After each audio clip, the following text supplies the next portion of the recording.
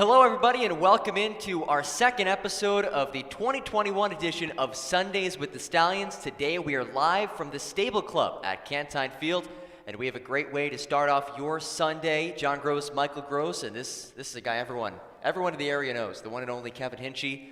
Kevin, we're so excited to have you on today, a repeat guest on Sundays with the Stallions. Guys, thank you very much for having me. Yeah, no, this is great. I love what you guys are doing with this for us on Sundays, and I'm pretty excited not about this, but also the entire year. Well, let's talk about this season. You know, we're 14 games in, 10-4 on the year. How much fun has it been for you to be able to enjoy the Stallions? You know, I mean, I think it's fun for me, for my family, for everyone. You know, we missed it last year. It was pretty difficult. Just not having anything happen here at Cantine Field and with the Stallions and with the PGCBL. So, I told myself, I said, listen, I'm going to enjoy every game. I'm going to take it one game at a time. I'm going to breathe. I'm going to have fun. And, it's been pretty incredible.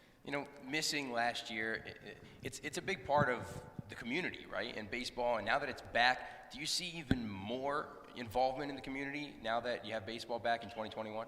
Yeah, I mean, I think, even you guys, you're looking around, you see everybody coming here, the kids playing. We added some new elements to it, but no, I think that everybody's here, everybody's happy.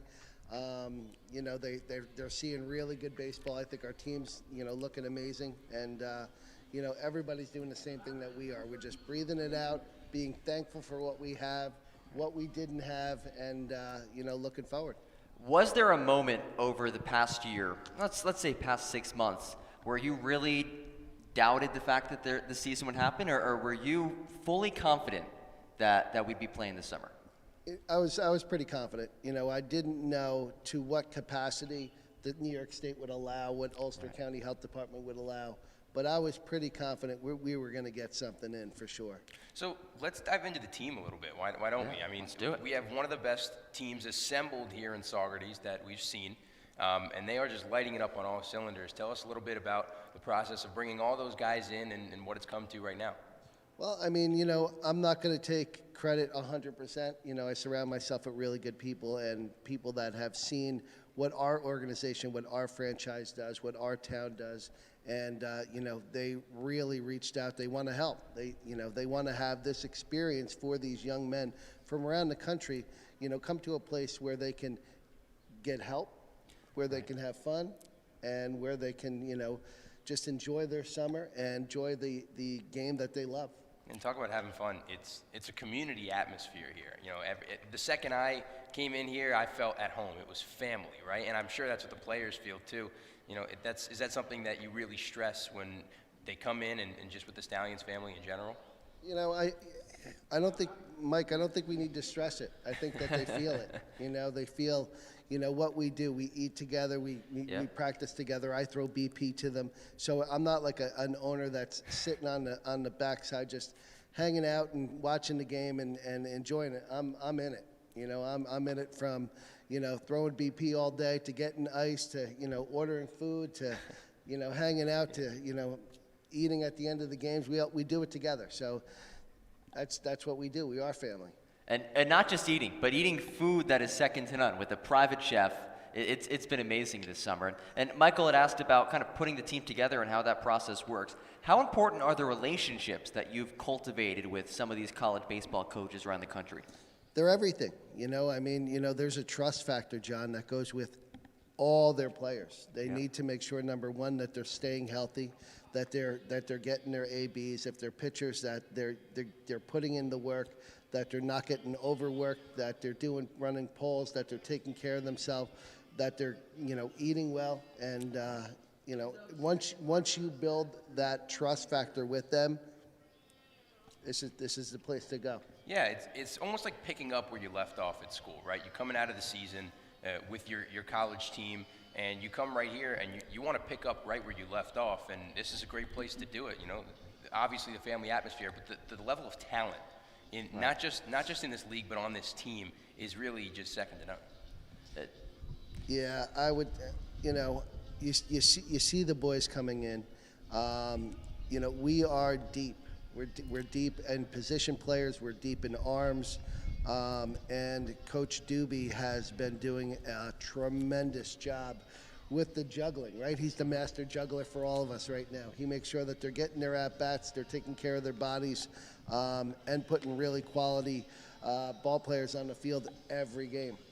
Well, we talked about getting the players in town. How about this coaching staff? Because I know there's been some moving pieces, but still, you've been able to get Rich Doobie in town, Shane Spencer in town, Charlie Hayes in the work. How are you able to get all of these big names to come to Socrates, New York? It's just, I think it's word of mouth. It's people that see what we have going on who've reached out to me to help, and I would start by just saying, none of this is going to happen with Charlie and Shane without Jeff Madelone, who passed away this past week. He was huge for us. So he got me involved, and, a line of communication with Sweeney Murdy from, the Yes Network and the Fan, and Sweeney was here the other day, and Sweeney he wants to help. He sees it. He feels it. He's like, this is incredible. So when you have people that want to be part of this organization and be part of this family, it just works for itself. Kevin, it's about making your mark, right? I feel like even just in the few weeks that I've been here, I can already tell that you've put Socrates on the map. Whether that's in college baseball, whether that's just New York baseball. And I feel like everybody wants to be here. And talk about the establishment that you have going on here with the Stable Club and just Cantine in general. I mean, it's one of the best fields in New York that I've seen at the high school and college level here. Well, that comes right down to our field crew and Greg Charvis and the people that he surrounded himself with. They're incredible. You see it. They work nonstop. They're here before games for hours, making sure this field is great. And then as soon as the game's over, they're cleaning up, making sure that it's ready for the next day. So, again, it's a blessing. This field was here for decades. And for us to be able to play here and enjoy it is, we're very fortunate. That's a perfect transition to something that we want to show on Sundays with the Stallions. Let's get a zoomed-in shot of this, if Jake can get a close-up. This is an article from Thursday, August 2nd, 2001, the Post-Star Sports, the Socrates Post-Star Sports section, okay? Now, the man on this picture is the guy sitting to my right, Kevin Hinchy. And it's an article titled It's Time, and it asks the questions, why is this field empty? And basically it talks about Kevin, sitting in the field hoping to have a roster full of players and have this stadium full. So this is something that has been a long time coming for you. Why is this a journey, an adventure that you embarked upon to bring baseball back to Cantine Fields? Well, the Socrates Dutchman, which was a amateur, kind of pickup league, was here for 20 years. And then it just, lost leadership and went to the wayside. And Socrates being a baseball town, they would draw 3,000 people to these games. And then when there was no leadership, it was over. Then during the summer months, there was nothing going on. So my aspirations were one thing, but my pocketbook was another. Back 20 years ago, I didn't have any money. So you kind of have to do one thing at a time, and that's kind of what I'm doing now. I had to get a job, I had to start my own business, I had to build stuff, and then from there you get some of the rewards of hard work, right? And we started small, and small for us was we put in the VIP seating, and then we worked until the next thing, and then the Stable Club, and now the small pavilion. And while we're doing that, we're also giving to the community. We built the basketball courts over there. We helped put up lights on the Little League field. We've helped those that were in need throughout the past 6 years that we've owned the franchise. But back to that article, that was something that my Aunt Dee brought to my attention about 2 months ago. She kept that, and it's pretty amazing, Did you remember that article being a thing? I did. But where I was in my life then and where it is right now, and it's kind of almost like mind blowing.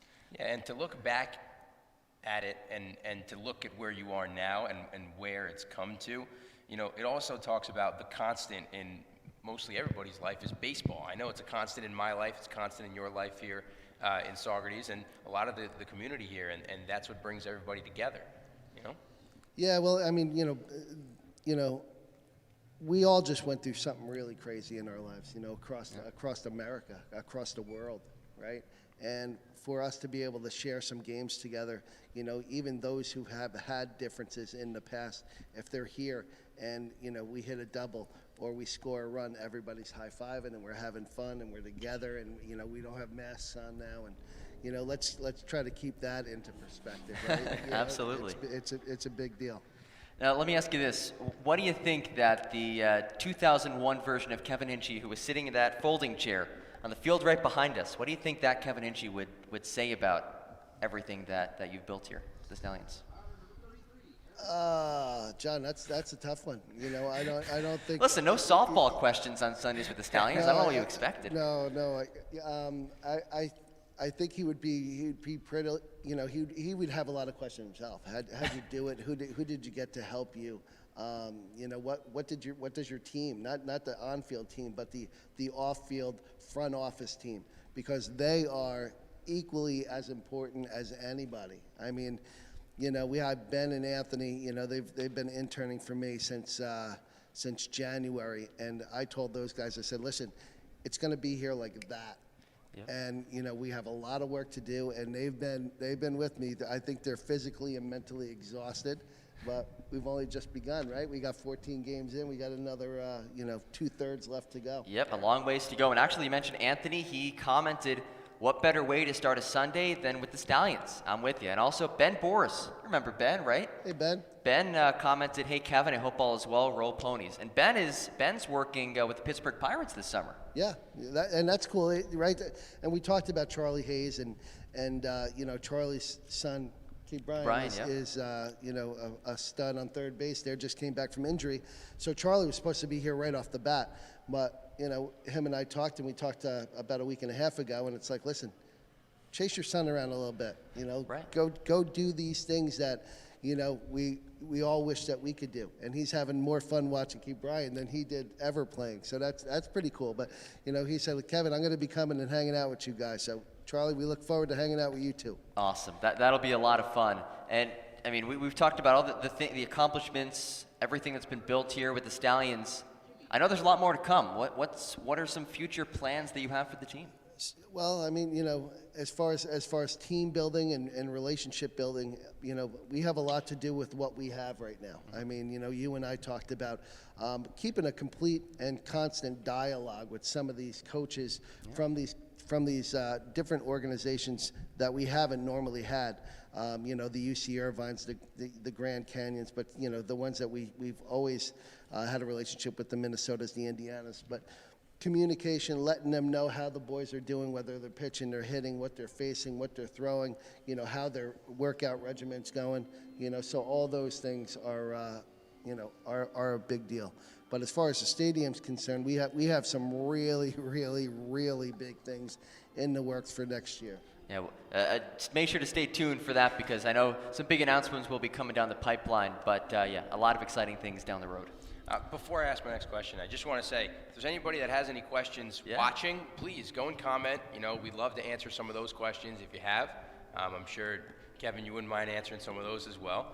But yeah, big things for the stadium. Let's talk about maybe some stuff maybe off the field. I know with the golf tournament last weekend, getting the community involved, not just with baseball, but with the golf. The Rip Van Winkle, it's a tongue twister, right? Yeah. Talk to me about the golf game, Kevin. I know you're big into golf here, so. Yeah, so we love golf, and this is the first year that we're actually doing it during the season.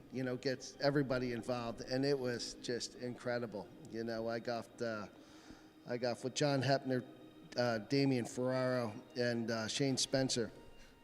And Shane, if you're watching this, man, let's stop the hook, get it straight, all right? He's trying to go yard every time, but no, that was fun. That was fun. I mean, everybody coming together, enjoying a beautiful day. The skies were perfect. Tommy Trapp's doing the DJ, and just huge speakers out there. You could hear the music on every hole, and it was fun. And we set the record for the longest Sundays with the Stallions. 5 hours. We had a fun one. A lot of great guests on there. That's and the event ended with a putt, 50-foot putt, right, for $5,000. Were you nervous? The putt did not go in, but were you nervous that was going to go in? You'd have to give up $5,000 bucks? Not at all. No, Really? No. I mean, that's fun. That was fun. And it was a very difficult putt. It's makeable, but it's really difficult. And but no, it's something that we do. We have fun with it, but no, at the end of the day, I wasn't too nervous about it. So, John, yesterday we had went to the golf course. It was yesterday, right? And John says he's done with golf. I need a break. I need a little bit of a break. Kevin's seen me play enough to understand why I could be frustrated. Although Kevin's been an instrumental teacher in my improvement on the golf course, I have to say. But that's tough too, because I'm not great at it. It's a very humbling sport. But if I had a nickel for everybody that said that they're done at the end of their round, man, I'd be pretty rich. It is. Yeah, it's humbling, but it's also like one of the most addicting sports, right? Like once you start, you can't stop. It only takes one shot. Right, exactly. You think about how many shots you take in an 18-hole golf day, and you remember that one. That one shot. Yeah, and you also remember the 50 awful shots that you have too. So I remember the one good shot of about the 100 I take on an 18-hole game, right? Well, lost balls will allow you. Absolutely. I think I was down at least 5 after yesterday. As we look ahead through the summer, I know still a lot of big events to come. One of my favorite is 4th of July, something where the whole community comes out and the Stallions are very involved. What makes that day so special? I think, again, it's the Independence Day celebration, and, to have our town allow us to be a leader, and it's humbling to say, hey, listen, Stallions, I want you to be leading this parade that will go on for 3 hours in front of 50,000 people, and then come back here and have a great baseball game and have us all get together and celebrate, We just got to keep in perspective what the day is about, and it's not just about a Saugerty Stallions baseball game, but to also see these baseball players and their families, they're just in awe because everybody is there looking at them, cheering them, and they're like, it's a great day. It's not just the 4th of July, right? You had the 6th grade night the other night. You've had a ton of school children come in and enjoy the games with their families, right? It's a community vibe and it's a community atmosphere, and kids love baseball. Coming to the ballpark, seeing these guys play and everything, and there's going to be more events like that, I'm sure, down the road where you have a ton of kids, and we encourage everybody to come out and everything. But the kids also are a pivotal part of this franchise. Without them and their energy, right, off the field in the stands, it wouldn't be like this. Yeah, Michael, you're 100% right.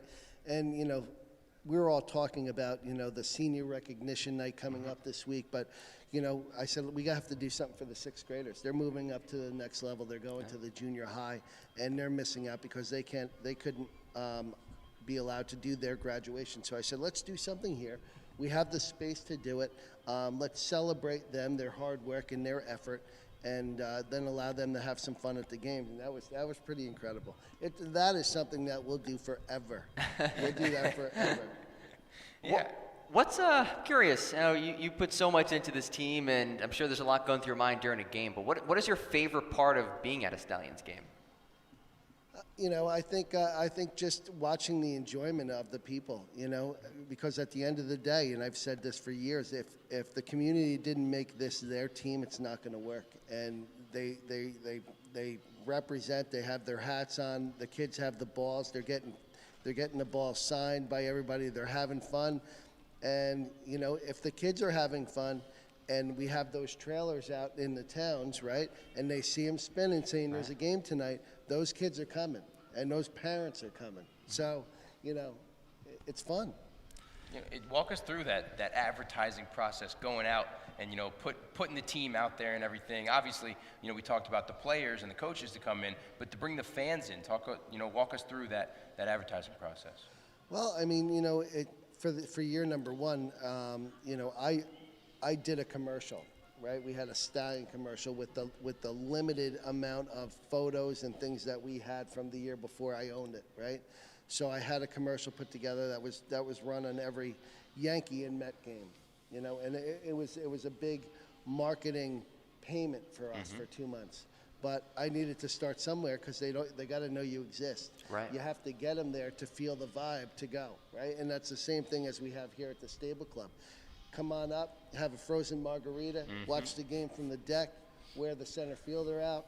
You know, that's what we do. Yeah, the Stable Club is a big part of all these games, right? You know, it's always like make some noise, Stable Club, and they're all up here having a good time. It's wall to wall, fence to fence, just lined with all these people, and you know they're a big part of this too. The Stable Club, as you know, relatively new as it is, you know, it's a cool feature, cool atmosphere out here. I kind of think of it almost like, you know, how the Arizona Diamondbacks have like the pool out there in center field. This is kind of like the club seating out here. Yeah.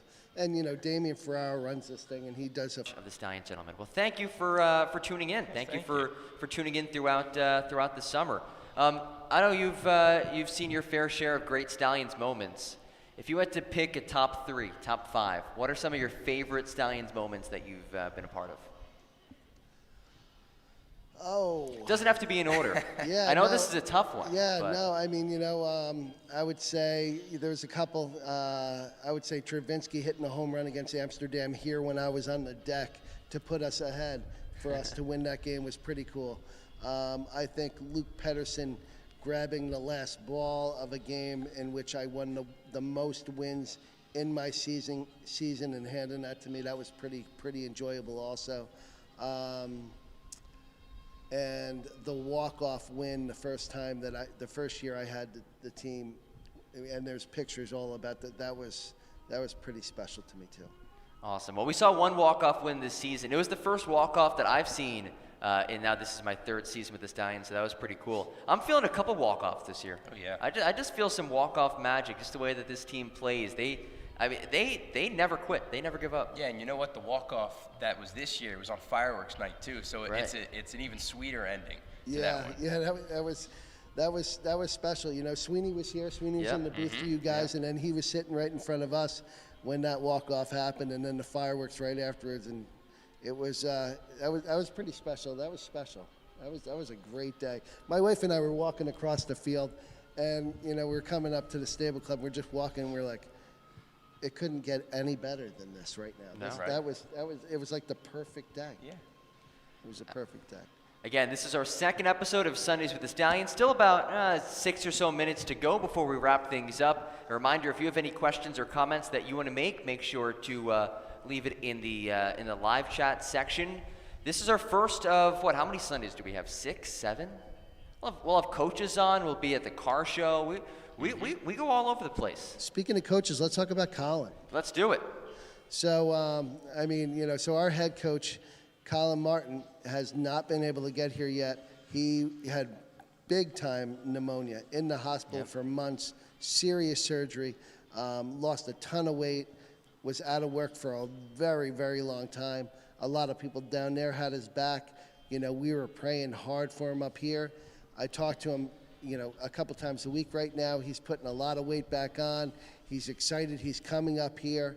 The 4th of July around there is going to be a focal point for him to come up and hang out. You know, I think we all just want to see him. Yes.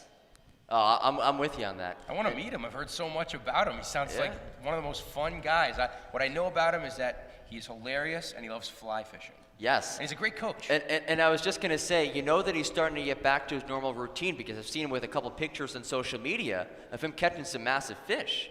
So he seems to be getting back into it. I'm so glad that Colin's getting better, and we're thrilled to have him up here. And I know he's played a massive role in the growth of this team as well. How has he contributed to the upward trajectory of this franchise? You know, I just think about the stature and you know, where he's held everybody accountable. And, you know, when they come here, he really sets the bar and say, listen, you know, this is how you need to present yourself. You are looked up to by all these kids. And, you know, then some of the players that he sent here, right? We got Ray Rodriguez, Ray Rod this year. Ray Rod. And he is fun. He's fun. But, you know, you have Colin, then you have Rich Doobie, right? Rich has stepped up. You know, he didn't sign up for this lead role, but man, was it a blessing. Guy is incredible. You know, on the field, off the field, right? Top shelf, gentleman, funny, knows his stuff, demands respect, and gets things done. It's a big squad that we have right now, right? So for him to be able to juggle, get kids their at-bats, and, you know, allow them to really be in up and down the lineup, right? He's done an incredible job.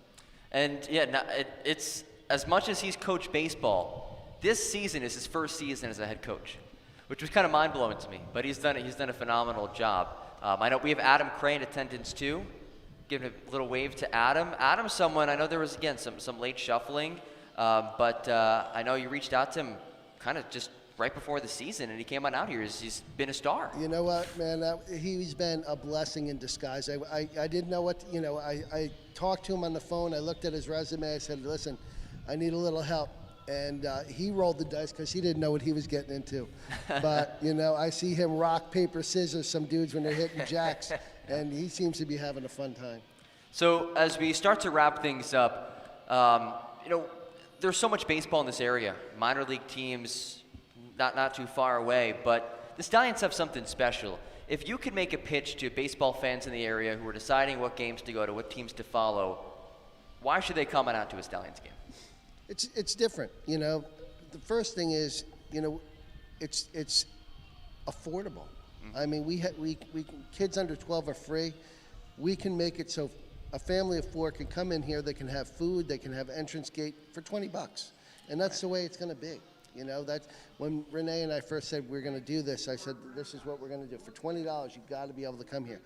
And then the level and talent that is on this team and the draftability of some of these players, it's here. It's in front of you. You can get really close to them. They can sign autographs.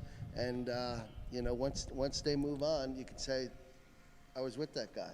You know, same with Spencer. When Shane's here, you know, he's here with the kids, you know, and signing autographs, and he's right there, you know, and he's, I don't think you're going to get that anyplace else. No. It has to be the all-time record for most World Series rings on a coaching staff in collegiate summer ball history. Yeah, 7, right? When Charlie Hayes gets here, we'll have 7. It's pretty, that's pretty humbling too. It's heavy duty. You know, I love it. Awesome. Kevin, any final messages you want to deliver to the Stallions fans out there? I would just say, you know, it's great to see everybody. It's great that we're back. We're together. Don't wait. If you haven't come to a couple games, don't wait, because it's going to be over before it begins. You know, that's what happens. So we breathe every day. We watch our games, and we're thankful that they're here. But don't wait. Come on out. Let's get together. Let's say hello. Let's hug, whatever we need to do, all right? I appreciate everybody.